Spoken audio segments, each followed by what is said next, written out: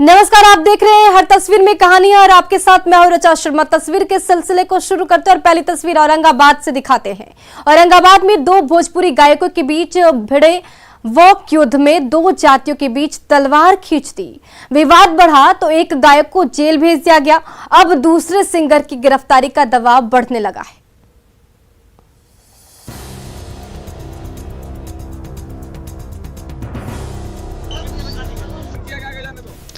एक तरफ पटना के भोजपुरी गायक संतोष रेणु तो दूसरी ओर हैं औरंगाबाद के भोजपुरी सिंगर छोटू चिंगारी।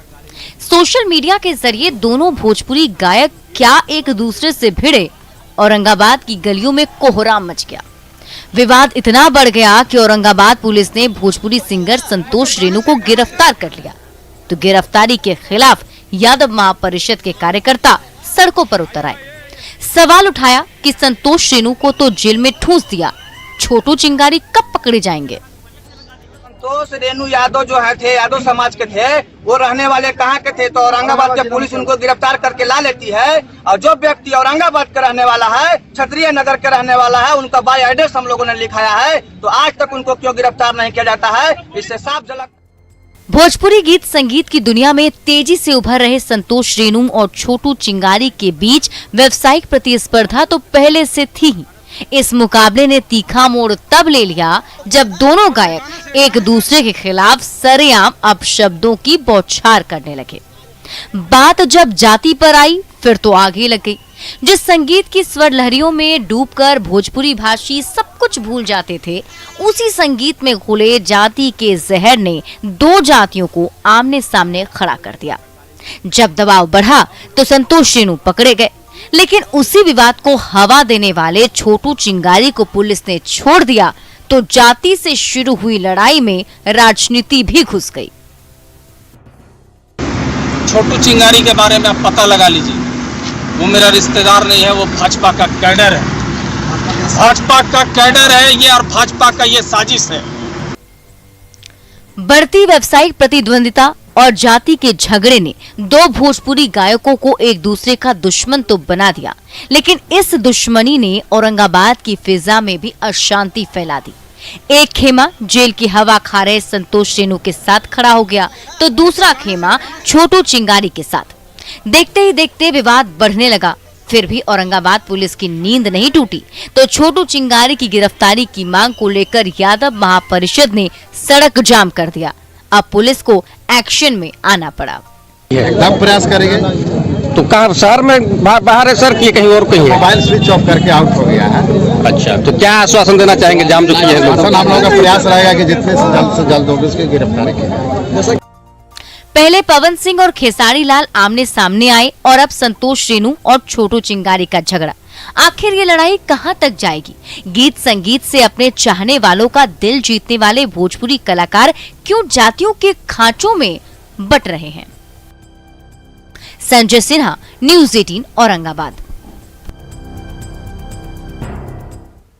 और नवादा की सड़क से फर्राटा भर रही कार अचानक आग का गोला बन गई।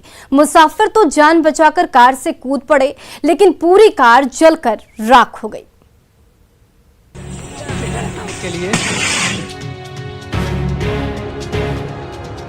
पकड़ी बरावा की सड़क पर दौड़ रही एसयूवी कार अचानक आग का गोला बन गई तो कार पर सवार मुसाफिर जान बचाकर कार से कूद पड़े। तब तक धुएं के साथ साथ आग की लपटों ने पूरी कार को आगोश में ले लिया। कार के पहिए जलकर गलने लगे, इंजन से शोले भड़कने लगे। पूरी की पूरी कार ही आग की लपटों में धू कर जलने लगी। रह रहकर धमाके की आवाज से पूरा इलाका थर्रा उठा। तो पकड़ी बरावा की सड़क पर ट्रैफिक की रफ्तार पर ही ब्रेक लग गया। किसी की समझ में नहीं आ रहा था कि अच्छी भली कार का ये हाल आखिर कैसे हुआ। जैसे कि गाड़ी बंद था, हमारा शीशा बंद था, लोग आवाज दिए तो पता नहीं चला, लेकिन केबिन में धुआं उठा था। हम लोग गाड़ी रोक कर साइड हो गए और सब जन उतर गए। और क्या, पटना से कार पर सवार होकर ये मुसाफिर पकड़ी बरावा के रास्ते सेतुआ गांव जा रहे थे। सुनसान सड़क पर कार फुल स्पीड में थी, तभी बोनट से धुआं निकलने लगा तो राहगीरों ने हाथ दिखाकर रुकने का इशारा किया। जब कार पर सवार यात्रियों ने आग की गंध महसूस की तो तुरंत ब्रेक लगाया। तब तक कार में आग फैलने लगी और कुछ ही पल में पूरी कार जलने लगी। धुएं से घिरी लपटें ऊपर आसमान तक उठने लगी और उसको रोका दो। उस रास्ते से गुजर रहे मुसाफिर ये मंजर देखकर कांपने लगे। अचानक हम लोग को हल्का मतलब धुआं सा लगा, उस तरह पे देखे आग लगा हुआ, घर्षण से लगा, किस चीज से लगा। आप लोग पटना कहाँ से आ रहे थे? पटना हम लोग गुलजार बाग से आए। जब तक फायर ब्रिगेड की टीम घटना स्थल पर पहुंचती, तब तक 10 लाख रुपए की चमचमाती कार जलकर राख हो गई। फिलहाल शॉर्ट सर्किट को अगलगी की वजह बताया जा रहा है। अनिल विशाल, न्यूज़ 18 नवादा। और इधर वैशाली में बिजली के तार से सटते ही पुआल से लदे पिकअप वैन में आग लग गई, तो जलते बोझे टूट टूट कर सड़क पर गिरने लगी। बड़ी मुश्किल से आग पर काबू पाया गया।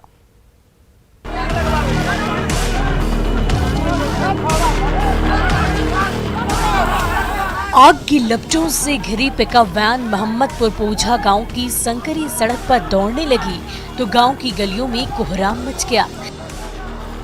देखते ही देखते पिकअप वैन पर लदे पुआल के बोझों में शोले भड़कने लगी, सूखी गठरियों में लगी आग फैलने लगी तो स्थानीय ग्रामीण कांपने लगे।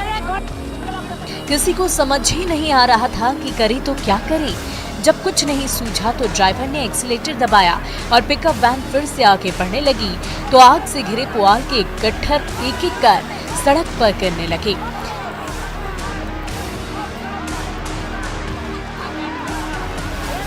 गुरौल से कई टन पुआल के बोझे लादकर मोहम्मदपुर पोझा गांव में गुजर रही पिकअप वैन जैसे ही बिजली के तार से टकराए वैसे ही चिंगारी छोड़ने लगी और उस चिंगारी ने आग की लपटें भड़का दी।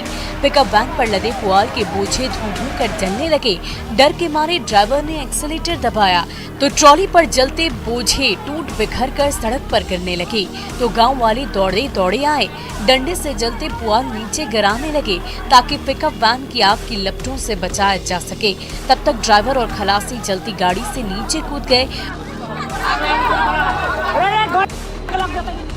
आग की लपटों से घिरी पिकअप वैन सड़क पर दौड़ रही थी तो डर के मारे कांप रहे गांव वाले जोर जोर से चिल्ला रहे थे। जैसे ही ड्राइवर ने गाड़ी को रिवर्स गियर में मोड़ा वैसे ही ट्रॉली से जलते पुआल के टुकड़े नीचे गिरने लगे और पूरी की पूरी सड़क पर ही पुआल की चादर बिछ गई। कुछ ग्रामीणों ने बाल्टी से पानी उड़ेली। तब तक फायर ब्रिगेड आए और बड़ी मुश्किल से आग पर काबू पाया जा सका। प्रफुल्ल कुमार, न्यूज़ 18 वैशाली।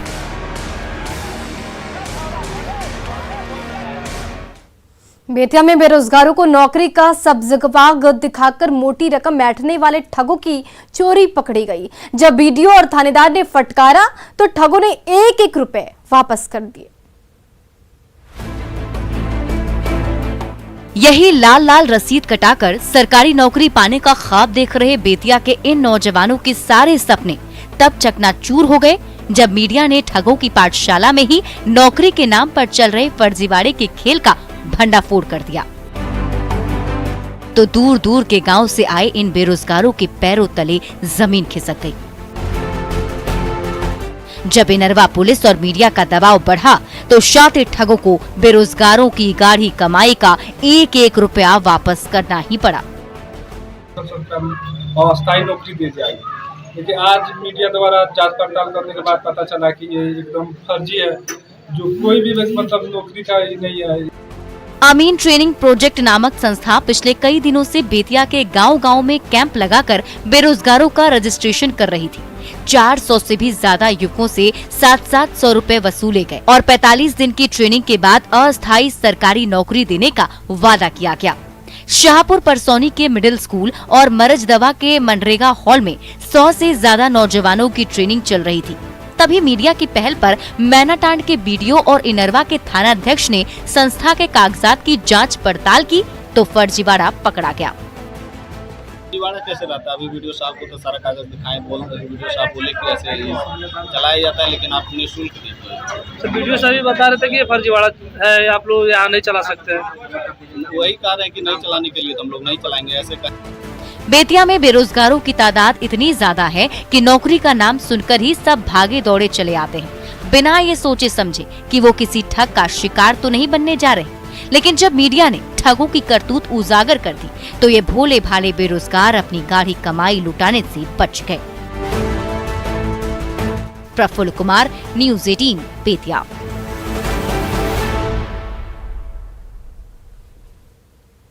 अररिया में मिले प्राचीन सिक्कों का रहस्य गहराने लगा है। एक संदिग्ध शख्स एक इलेक्ट्रॉनिक शॉप में इन दुर्लभ सिक्कों का सौदा कर रहा था। कड़ाई से पूछताछ करने पर वो भाग गया।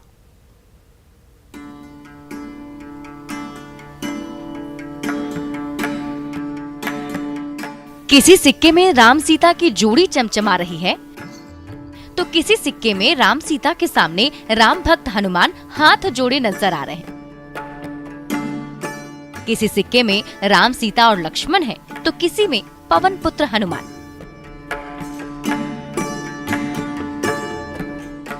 एक ग्राहक पुरातन देवी देवताओं के चित्रों से सजे ये बेशकीमती सिक्के लेकर अररिया की इस दुकान पर पहुंचा और जैसे ही सिक्कों से भरी गठरी खोली सबकी आंखें चमकने लगी। वो इन दुर्लभ सिक्कों की सौदेबाजी कर ही रहा था कि दुकानदार को शक हो गया। जब कड़ाई से पूछताछ की तो ग्राहक भाग निकला। बाद में उस दुकानदार ने इन सिक्कों को अररिया पुलिस के हवाले कर दिया। तो वो सिक्का जो 18वीं शताब्दी से रिलेटेड था, यह दुर्लभ सिक्का जो को देखकर अभिषेक घबरा गया। उसने उसको डांटा कि तुम कहां से लाया। बस इतना सुनते ही वो आदमी भाग गया, सिक्का वहीं छोड़ के गया। टेबल पर सजे इन 9 दुर्लभ सिक्कों के पीछे कई इतिहास के अनसुलझे राज दफन है। लेकिन बड़ा सवाल ये है कि आखिर ये सिक्के आए कहां से और कौन था वो रहस्यमय शख्स जो इस मामूली से इलेक्ट्रॉनिक शॉप में इन दुर्लभ सिक्कों का सौदा करने की कोशिश कर रहा था। अररिया पुलिस अब तक तो सिक्कों के सौदागर को नहीं पकड़ सकी, लेकिन स्थानीय इतिहासकारों ने पुरातत्व विभाग से इन सिक्कों की सच्चाई सामने लाने की अपील की है। टूल का विषय बन जाता है, उसमें भी हिंदू देवी देवता का उसमें चित्र होना और ही कौतूहल का विषय बन जाता है। निश्चित ये दुर्लभ है, इस पे शोध होना चाहिए। अररिया में मिले इन दुर्लभ सिक्कों का रहस्य अब तक नहीं सुलझ सका है, तो साथ ही ये भी सवाल उठने लगा है कि क्या अररिया जैसा शहर बेशकीमती सिक्कों की तस्करी और सौदेबाजी का अड्डा बनता जा रहा है।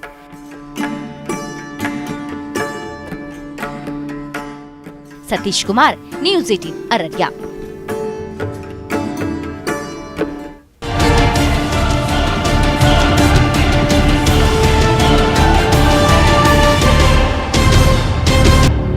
तैरने मिले, लेकिन मछलियों के दम घुटने की वजह अभी तक पता नहीं चल पाई।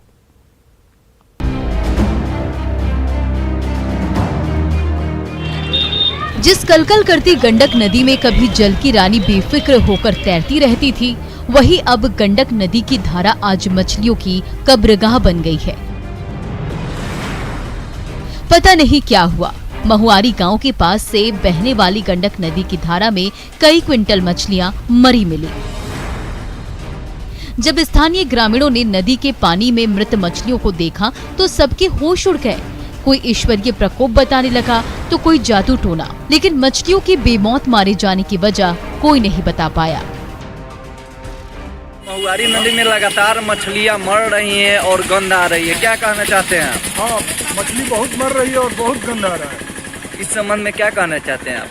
मैंने इसका कोई उपाय करना चाहिए मत्स्य विभाग को। जो गंडक नदी जल की रानी का अपना आशियाना हुआ करती थी, उन्हीं मछलियों को जाल में फंसाकर स्थानीय मछुआरे अपनी रोजी रोटी चलाते हैं।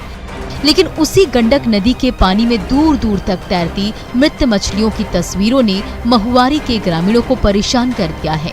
क्या जहरीले केमिकल ने मछलियों की जान ली या किसी जानलेवा बीमारी ने जल की रानी को मौत के मुंह में ढकेल दिया? जब तक इसकी जांच नहीं होगी तब तक ठोस कारणों का पता नहीं चल सकेगा। मांग करे के बाकी एकरा के जांच करो सरकार की, काहे इसे होता मछली काहे मरत रिसन इतना ना पानी गंदगी के मारे महक पानी और में मछली मर गई। रोहू, कतला और चेपुआ जैसी मछलियों का ठिकाना रही गंडक नदी के पानी में आखिर उनका दम क्यों घुट गया? क्या इसके पीछे कोई गहरी साजिश है या फिर कोई प्राकृतिक प्रकोप? वजह चाहे जो भी हो, सच्चाई सामने आएगी तभी मछलियों की मौत का राज खुल सकेगा।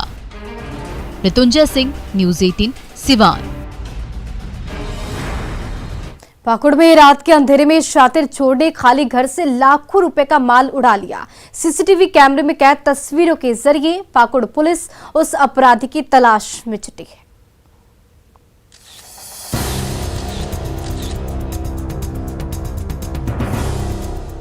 एक हाथ में सोने से गहनों से लबालब झोला और दूसरे हाथ में नुकीला औजार। इस शातिर चोर ने महज 15 मिनट में पूरे घर से कीमती जेवर और कैश बटोरा और दरवाजा खोलकर आराम से निकल गया।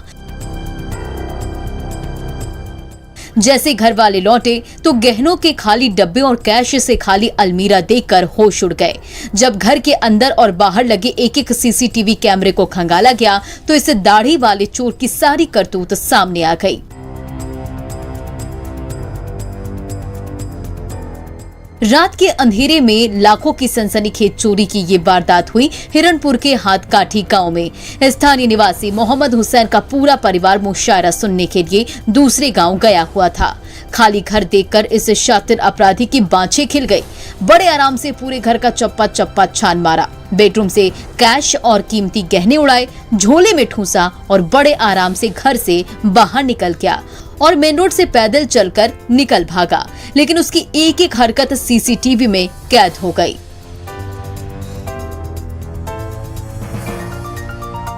हिरणपुर में आधी रात को हुई लाखों रुपए की चोरी की इस वारदात ने स्थानीय ग्रामीणों के साथ साथ पाकुड़ पुलिस की भी नींद उड़ाकर रख दी है। सीसीटीवी कैमरे में रिकॉर्ड तस्वीरों के जरिए उस शातिर चोर की तलाश सरगर्मी से की जा रही है।